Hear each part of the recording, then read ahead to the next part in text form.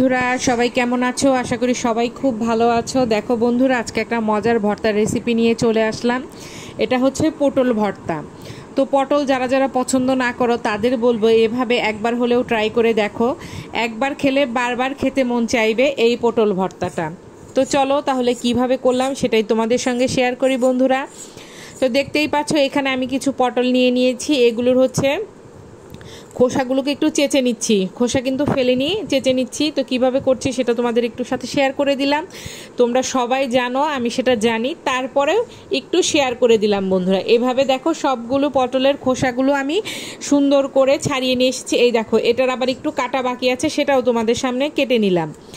সবগুলো কেটে ধুয়ে সুন্দর করে নিয়ে এসেছি। এগুলোকে দেখতেই পাচ্ছ তোমরা। এই যে আবার আমি তোমাদেরকে দেখিয়ে দিলাম। এখন হচ্ছে আসল কাজ, সেটা হচ্ছে পটলগুলোকে গ্রেট করে নিতে হবে। এখন একে একে সমস্ত পটলই আমি গ্রেট করে নেব।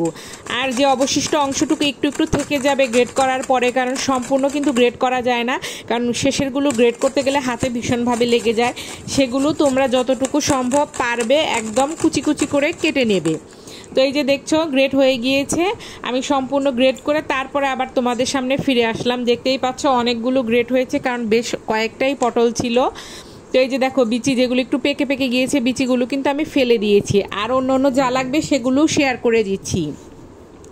এখানে নিয়েছি শুকনা মরিচ, পেঁয়াজ কুচি, রসুন কুচি, ধনের গুঁড়ো, জিরের গুঁড়ো, হলুদের গুঁড়ো, আর যেটা লাগবে সেটা হচ্ছে লবণ।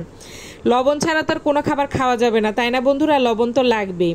তো চলো শুরু করে দিই রান্নাটা। এখন হচ্ছে কড়াইয়ের মধ্যে আমি সামান্য পরিমাণে তেল দিয়ে দিলাম। তেলের মধ্যে বেশ কিছু পরিমাণ শুকনা মরিচ দিয়ে দিলাম। তবে ঝালের পরিমাণটা যে যেমন খাবে সে তেমন দিবে। তবে ভর্তাতে কিন্তু একটু ঝাল বেশি হলেই খেতে ভালো লাগে আমার কাছে, তাই তো আমি বেশ কিছু শুকনা মরিচ দিয়ে দিয়েছি। আর শুকনা মরিচগুলো বেশ ভালো করে ভেজে নিচ্ছি, যাতে বিচিগুলো সুন্দরভাবে ভাজি হয়, সেজন্য একটু নেড়ে চেড়ে দিয়ে ভেজে নিচ্ছি। তারপরে দিয়ে দিলাম এর মধ্যে হচ্ছে পেঁয়াজ কুচিগুলো। পেঁয়াজগুলো আমি একদম পাতলা করে কাটিনি, একটু মোটা মোটা করে কেটেছি। রসুন কুচিগুলো এর মধ্যে দিয়ে দিলাম। এখন সুন্দর করে এগুলো হালকা করে নেড়ে চেড়ে নিতে হবে। এটা আর বলার কি আছে বন্ধুরা, তোমরা তো দেখেই বুঝতে পারবে। তোমরা সব আমার চেয়ে পাকা পাকা রাঁধুনি, আমার দিদিভাইরা, আপুরা। তো দেখো একটু নরম হয়ে গিয়েছে, সেটাই তোমাদের আমি খুন্তি দিয়ে উঠিয়ে দেখাচ্ছিলাম যে দেখো একটু নরম হয়ে গিয়েছে। তারপরে আমি গ্রেট করা পটলগুলো এর মধ্যে দিয়ে দিচ্ছি সবগুলো। পটল যারা পছন্দ করো না তাদের বলবো একবার হলেও এই ভর্তাটা ট্রাই করে দেখবে, অবশ্যই মজা পাবে বন্ধু তোমরা। পটলগুলোর সঙ্গে এখন রসুন পেঁয়াজ মরিচটা বেশ ভালোভাবে নাড়িয়ে নিচ্ছি। দেখো অন্য পাশে কিন্তু চুলার সাইড দিয়েও পড়ে যাচ্ছে, আমার কড়াইটা ছোট হয়ে গিয়েছে। আর একটা বড় কড়াই নেওয়া উচিত ছিল। যাই হোক, যেটা নিয়ে ফেলেছি সেটা তো নিয়েই ফেলেছি। আর এখানে দেখো এই যে শুকনো উপকরণগুলো ছিল সেগুলো এর মধ্যে এখন নেড়ে চেড়ে দিয়ে দিচ্ছি। এখন এই শুকনো উপকরণের সঙ্গে পটলটাকে খুব সুন্দর করে মিশিয়ে নিতে হবে। আর এই নাড়াচাড়ার মধ্যেই কিন্তু অনেকটা জল উঠে যাবে, কারণ পটল যেহেতু একটু জল জাতীয় সবজি, সেটা তো আমরা জানি, যার ফলে নাড়াচাড়া দিতে দিতে অনেকটা জল এর মধ্যে উঠে এসেছে নিচের দিকে। তো এর মধ্যে আমার মনে হচ্ছে যে ঝাল একটু কম হবে, এর জন্য আমি আবার আর একটু শুকনা মরিচের গুঁড়া দিলাম। তো তোমরা যদি ঝাল কম খাও তাহলে তোমরা দেবে না, আবার কাঁচামরিচ দিয়েও কিন্তু করে দেখতে পারো বন্ধুরা। তবে আমার মনে হয় কাঁচামরিচের চাইতে শুকনা মরিচ দিয়ে করলেই এই ভর্তাটার বেশি টেস্ট হয়। তো এই যে দেখো আমি আবার সুন্দর করে নেড়ে চেড়ে দিচ্ছি। এখন দিয়ে দিব পরিমাণ মতো জল। জলটা কিন্তু খুবই অল্প দিব, কারণ আগেই তো বললাম পটল থেকে অলরেডি অনেকটাই জল উঠে গিয়েছে, সেজন্য অল্প পরিমাণেই জল দিয়ে দিলাম। এখন পটলগুলো সবগুলো এক জায়গাতে করে ঢাকা দিয়ে দিব।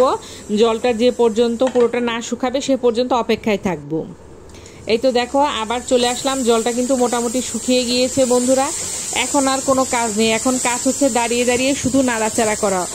অবিরত নাড়াচাড়া করতে হবে, কারণ নাড়াচাড়া না করলে কিন্তু নিচে আবার লেগে যাওয়ার সম্ভাবনা আছে। এখনও কিন্তু এর মধ্যে ভালোই জল আছে। এই যে দেখো একটু পর পর আমি এসে নাড়াচাড়া করে দিচ্ছি। এখন আবার চুলার আঁচটাও একটু বাড়িয়ে দিলাম, কমানো ছিল। দেখতেই পাচ্ছ এখনও কিন্তু এটা হয়নি, এটা হতে বেশ অনেকটাই সময় লাগে। দেখো এখন কিন্তু প্রায় হয়ে গিয়েছে বন্ধুরা, কারণ দেখতেই পাচ্ছ তোমরা কড়াই থেকে আপনা আপনি এটা উঠে এসেছে, তার মানে এটা হয়ে গিয়েছে। এই যে দেখো তারপরেও আমি নাড়ছি। এটাকে জলটাকে তোমরা যতটা টানিয়ে নেবে এটা খেতে ঠিক ততটাই টেস্টি হবে বন্ধুরা। এই তো এখন একদমই হয়ে গিয়েছে, তেল ছেড়ে দিয়েছে আর কড়াই থেকে আপনা আপনি উঠে এসেছে, তার মানে আমার পটল ভর্তাটা একদম রেডি হয়ে গিয়েছে। তারপরেও মনে হচ্ছে আরো নাড়ি যদি জল থেকে যায়, এমন একটা মানে মনোভাব থেকে কিন্তু আমি নাড়ানাড়ি করছি। যাই হোক, হয়ে গিয়েছে। এখন দেখো সুন্দরভাবে নামিয়ে নিলাম পটল ভর্তা।